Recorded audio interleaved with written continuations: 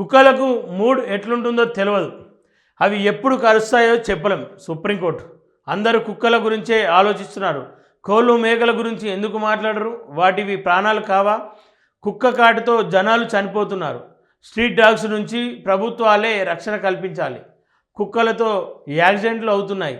కొందరు జడ్జీలు కూడా ప్రమాదాల బారిన పడ్డారని వ్యాఖ్య. వీధి కుక్కల అంశంలో దాఖలైన పిటిషన్పై విచారణ అని చెప్పేసి చూస్తూ ఉన్నాం 9వ పేజీలో. అంటే ఈ మధ్యకాలంలో మన ధర్నా చౌక్లో కూడా డాగ్ ప్రేమికులు ఎవరైతే ఉంటారో, కుక్క ప్రేమికులు ఎవరైతే ఉంటారో వాళ్ళందరూ కూడా పెద్ద ఎత్తున నిరసన వ్యక్తం చేశారు. ఏమని?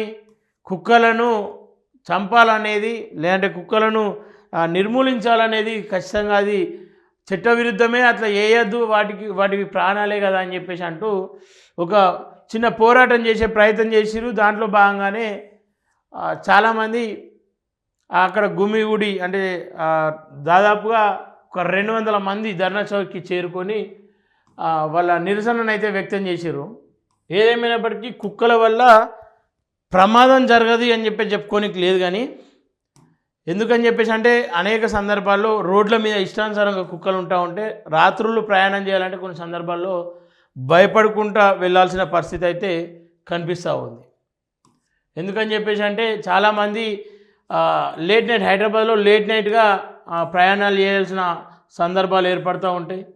ఆ సందర్భంలో బిక్కున భయపడకుండా కొత్త ప్రాంతం కుక్కలు ఏడు ఉంటాయో తెలియదు, ఏడు ఉంటాయో తెలియదు. అలాగే స్విగ్గీ, జొమాటో ఇట్లా పని చేసుకునే వాళ్ళకు కూడా రోజు అదొక తిప్పలే. అంటే కుక్కలు రోడ్లపైన ఉండొద్దు అని చెప్పనీకి లేదు. కానీ ఆ కుక్కల వల్ల కుక్కల దాడి నుండి చాలామంది అయితే బలైన వాళ్ళు ఉన్నారు. సరే, ఏదేమైనప్పటికీ అది కనిపిస్తలే ఫ్రంట్ పేజీలో ఉంది. ఇక డాగ్ ప్రేమికులు ఎవరైతే ఉన్నారో ఇళ్లలో పెంచుకునే వాళ్ళకైతే ఎట్లాంటి అభ్యంతరాలు చెప్తలేరు, ఎవరు ఏం అనట్లేదు. దానికి ఒక ఇంజక్షన్ వేసుకోండి, ఆ కుక్క కాటు వల్ల ఎవరికి ఇబ్బంది జరగదని చెప్తా ఉన్నారు.